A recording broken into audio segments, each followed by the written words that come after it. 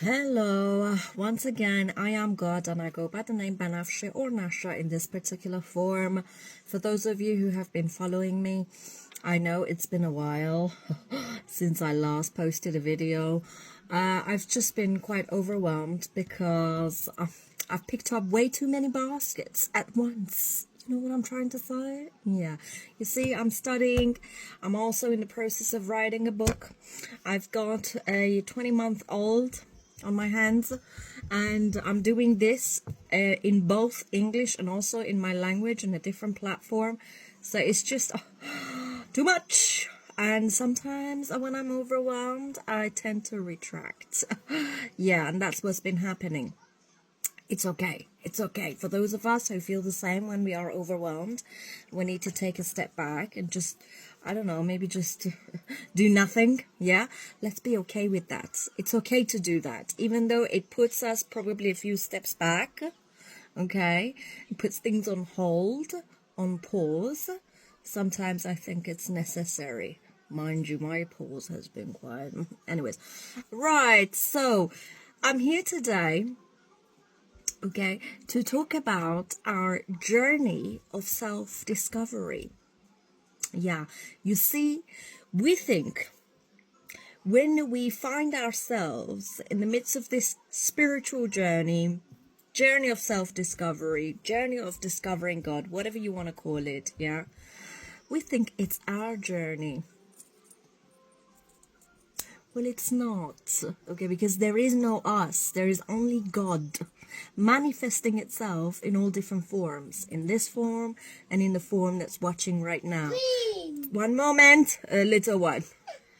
I was saying, so God manifests itself, as I've said repeatedly in my previous videos, in all different forms, in this one and in this one, yeah.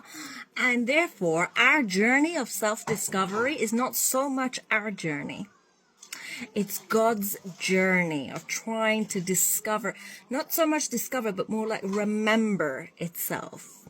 Yeah, remember itself. Now, why is God trying to remember itself? Because God is playing this game where he's pretending to forget who it is in these illusionary avatars, yeah, pretending to be other than itself, okay, so that it can play a hide and seek game with itself, because God is the only player in the field.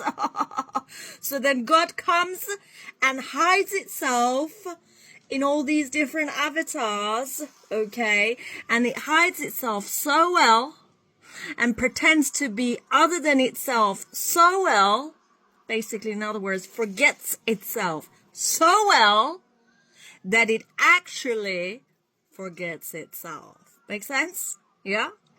Because you see, God is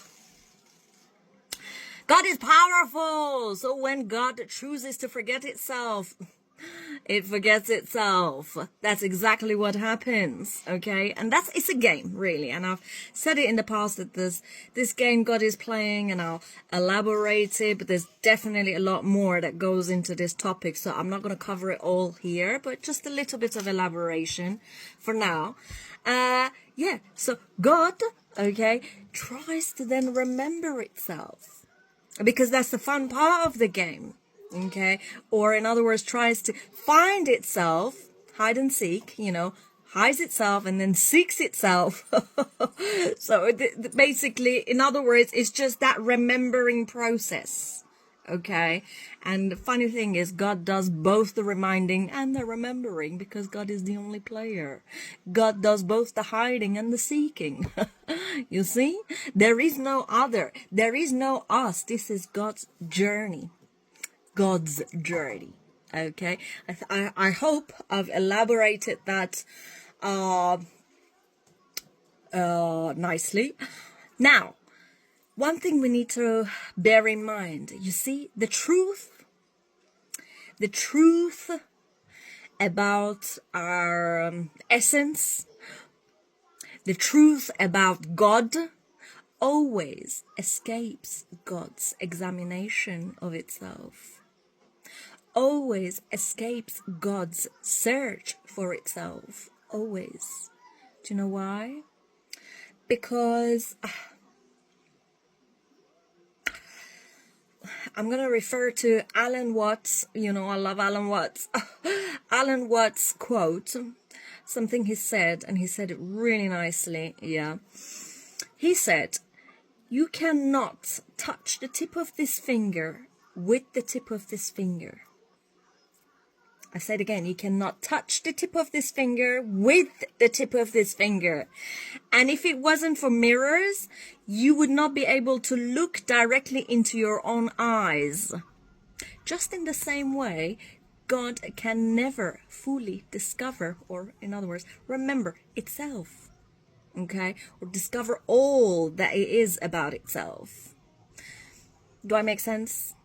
The entire truth that we're all searching for, yeah, will always escape our examination. Just in the same way, you can't, like I said, as Alan Watts has said, touch the tip of this finger with the tip of this finger. Or if I'm gonna use one of my own quotes, that's going to be in my book, you can't catch a butterfly when you are the butterfly itself. How can a butterfly catch itself? Well, it never can catch itself, can it? No. Only something else, only someone else, only another being can catch the butterfly. And the truth is, there is no other being. All that is God. Therefore, yeah, you can't ever catch the truth, darling. Nobody will ever know the entire truth. Nobody can ever know the entire truth. Okay? Yes, we discover a lot. Yes, we remember a lot. We even come to the point of remembering, holy shit, I'm God. But the entire truth about your godness, your entire magnificence, nah, you can never put your finger on it. Never. Because like I said, it's like trying to catch yourself as a butterfly. You're a butterfly and trying to catch it. It's not going to happen. You can't catch a butterfly when you are the butterfly itself. What a lovely quote that is, isn't it? Right. So nobody ever knows the entire truth. Nobody can ever know. I know it all. Sorry, nobody can ever say, I know it all. Not possible. And what's happening here? The ones that do say that, clearly they have a long journey. A long journey. I mean, we all have a long journey because we're infinite. Infinite. How can the infinite ever reach a destination, reach an ending point? There is no end. There is no beginning. There is no end. Therefore, our journey is forever and forever and forever long. God's journey of discovering and remembering itself is a long journey. Little one making noise. I better go. Okay? I think I made my point there. Hope you... Bye-bye.